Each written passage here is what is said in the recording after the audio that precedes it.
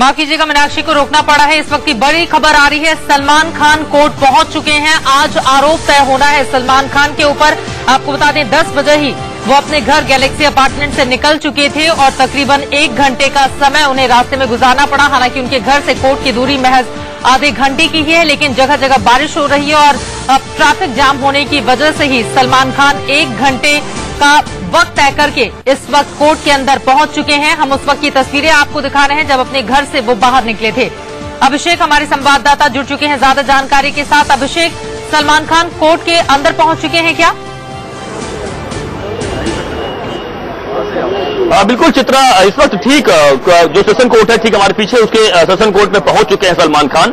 और आज एक नई चीज देखने को मिली सलमान खान का कि पिछली बार जब 19 तारीख को सुनवाई थी उस वक्त बकायदा सलमान खान एक जो आम जो बेंच होती है, जो पब्लिक की बेंच होती है, उस पर बैठे हुए थे। उसके बाद जज ने फटकार लगाई थी कि आखिरकार आप यहाँ क्यों बैठे हैं, आपके जो कैदियों के लिए यानी जो आरोपियों के लिए जो कटघरा होता है वहां पे जाके बैठने के लिए कहा था। और आज जब सलमान खान कोर्ट में पहुंचे बकायदा, तो वह जाके जो कैदियों के लिए, जो भी आरोपियों के लिए जो कटघरा होता है, वहां पर खुद से जाकर वहां बैठ गए हैं। और अब कोर्ट की कार्रवाई 11 बजे के आसपास ठीक शुरू हो चुकी है।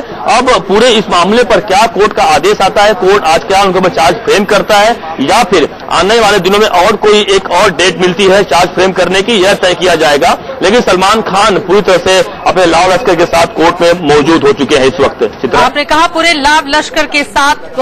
19 जुलाई को हमने देखा था उनकी दोनों बहनें भी उनके साथ गई हुई थी। क्या इस वक्त भी उन दोनों की मौजूदगी देखी जा रही है कोर्ट के अंदर?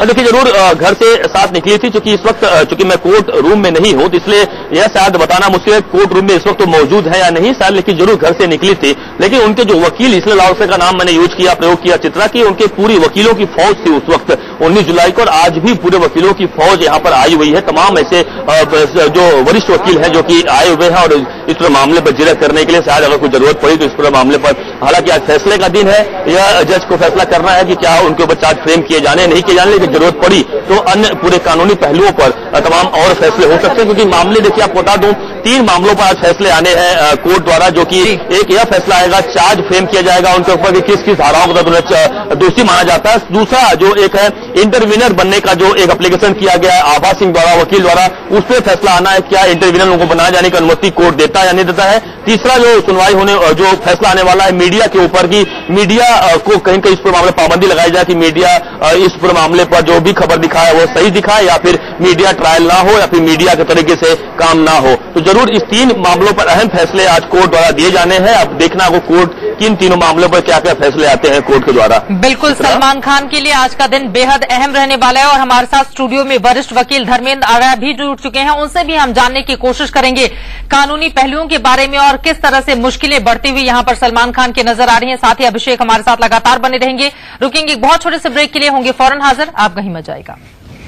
तो इस वक्त की बड़ी खबर यही है कि हिट एंड रन केस मामले में सलमान खान पर आज आरोप तय होने हैं। सलमान खान कोर्ट पहुंच चुके हैं। उनकी दोनों बहनें अलविरा और अर्पिता भी कोर्ट रूम में नंबर 25 में इस वक्त मौजूद देखी जा रही हैं। आपको बता दें सलमान खान इसके पहले 19 जुलाई को जब कोर्ट पहुंचे हुए थे तो उस वक्त वो आम लोगों के साथ सीट पर बैठ गए थे, लेकिन आज सीधे उस जगह पर जहां पर आरोपियों की जगह तय की जाती है बैठने के लिए, वहां पर पहुंच के बैठ गए। काफी शांत इस वक्त नजर आ रहे हैं सलमान खान। आज आरोप तय होने हैं, उनकी मुश्किलें इस लिहाज से बढ़ने वाली हैं क्योंकि अगर उन्हें दोषी ठहराया जाता है आगे आने वाले वक्त में तो 10 साल तक की सजा यानी कि 10 साल उन्हें जेल में गुजारने पड़ सकते हैं।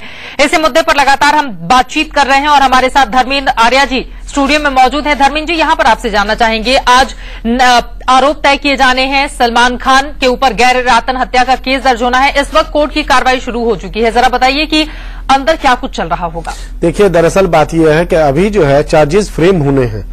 अब जिस सेक्शन के अंदर कोर्ट सेटिस्फाई होता है कि ऑफेंस बनता है, उन सेक्शन के अंदर चार्जेस तय होंगे और उसके बाद जो है इनसे प्ली पूछी जाएगी, क्या आप इन आरोपों को मानते हैं।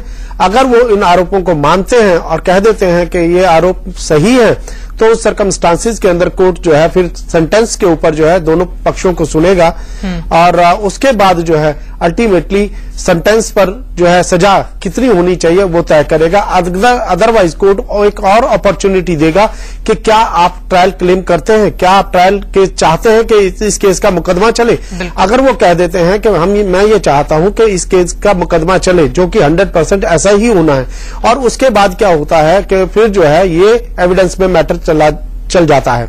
और यहां पर क्या है कि ऑलरेडी जो है कोर्ट के पास दो विकल्प हैं जी। या तो वो फ्रेश ट्रायल करें, इस पूरी सुनवाई करें, फिर दोबारा से ही पूरा केस एज इट इज चले, सारे के सारे गवाह फिर से कोर्ट के सामने आए और फिर से उनको जो है प्रोसिक्यूटर एग्जामिन करे और फिर जो है डिफेंस काउंसिल जो है उनको क्रॉस एग्जामिन करे। पहले से ही 11 साल इतना लंबा ये मामला खिंच चुका है। आपको लगता है कि कोर्ट की ओर से, और जैसा कि पहले भी आपसे बातचीत हो रही थी, आपने बताया कि जज के विशेषाधिकार की बात होती है कि वो उसका इस्तेमाल करते हुए दोबारा से ट्रायल नहीं करवा सकते हैं, यानी कि मामला इसी तरह से जैसे आज की डेट में है वैसे ही आगे बढ़ सकता है। हाँ, ऐसा हो सकता है क्योंकि कोर्ट के पास डिस्क्रिशनरी पावर है। अगर वो कोर्ट चाहे तो फिर ऑलरेडी जो 17 विटनेसेस जो हैं ऑलरेडी एग्जामिन हो चुके हैं, 17 गवाह जो पहले एग्जामिन हो चुके हैं, उनको एज इट इज मान करके तो फिर वो आगे ट्रायल को बढ़ा सकते हैं। और यहां पर क्या है कि पब्लिक प्रोसिक्यूटर मान लो किसी को री एग्जामिन करना चाहता है तो वो पब्लिक प्रोसिक्यूटर भी एप्लीकेशन लगा सकता है कि मैं इस गवाह को री एग्जामिन करना चाहता हूं या एक नए गवाह को मैं एग्जामिन करना चाहता हूं। और यहां पर जो है डिफेंस काउंसिल भी जो है एप्लीकेशन लगा सकता है कि पहले जो मैंने क्रॉस एग्जामिन किया था वो एक एक्सीडेंट के केस में किया था, लेकिन अब क्योंकि गैर इरादतन जो हत्या का जो है मामला तय हो चुका है तो अब आरोप इस तरीके के लग चुके हैं, चार्जेस इस तरीके के लग चुके हैं, अब मुझे उस तरीके से जो है गवाहों को क्रॉस एग्जामिन करना होगा। तो वो कोर्ट के सामने एप्लीकेशन लगा करके उसकी भी अनुमति ले सकता है और गवाहों को फिर से क्रॉस एग्जामिन कर सकता है। बिल्कुल। एक बार अपने दर्शकों को बताते हैं कि आखिर क्या है हिट एंड रन मामला, जिसके बाद सलमान खान की मुश्किलें इस लिहाज से बढ़ने वाली हैं कि अगर दोषी उन्हें कोर्ट की ओर से ठहराया जाता है तो 10 साल तक की कैद हो सकती है। फुटपाथ पर सो रहे लोगों पर अपनी गाड़ी चढ़ा दी थी, एक शख्स की मौत हो गई थी, 4 लोग जख्मी हुए थे। सितंबर 2002 में 28 सितंबर 2002 में यह हादसा हुआ था जब तेज रफ्तार से अपनी गाड़ी को ले जा रहे थे सलमान खान। 5 लोगों पर गाड़ी चढ़ाने का आरोप लगा था, उनके ऊपर एक शख्स की मौके पर ही मौत हो गई थी। 17 लोगों की गवाही दर्ज की गई, जिसमें सबसे अहम गवाही दी गई थी उनके उस वक्त के जो पुलिस गार्ड थे उनकी ओर से, और उसी गवाही के आधार पर कोर्ट में यह बात साबित हो गई कि दरअसल ये पूरा का पूरा मामला हिट एंड रन केस का है। हालांकि इसके पहले आपको बता दें शुरू में सलमान खान के ऊपर जो मामला चल रहा था वो सिर्फ लापरवाही से गाड़ी चलाने का मामला चल रहा था 304 सेक्शन ए के तहत, लेकिन बाद में कोर्ट ने इसे पलटते हुए सीधे 304 सेक्शन 2 के तहत मामले को आगे बढ़ाने यानी कि गैर इरादतन हत्या के तहत केस चलाने के आदेश दिए थे। तो सितंबर 2002 का ये पूरा का पूरा मामला है और इस पर आज कोर्ट में क्या कुछ होता है इस पर लगातार इंडिया न्यूज की नजर बनी रहने वाली है। फिलहाल के लिए बहुत शुक्रिया आपका धर्मेंद्र जी इस चर्चा में शामिल होने के लिए। तो देखना यही होगा कि आज आरोप तय करते वक्त कोर्ट की ओर से क्या कुछ कहा जाता है और सलमान खान की मुश्किलें किस रूप में बढ़ती हैं।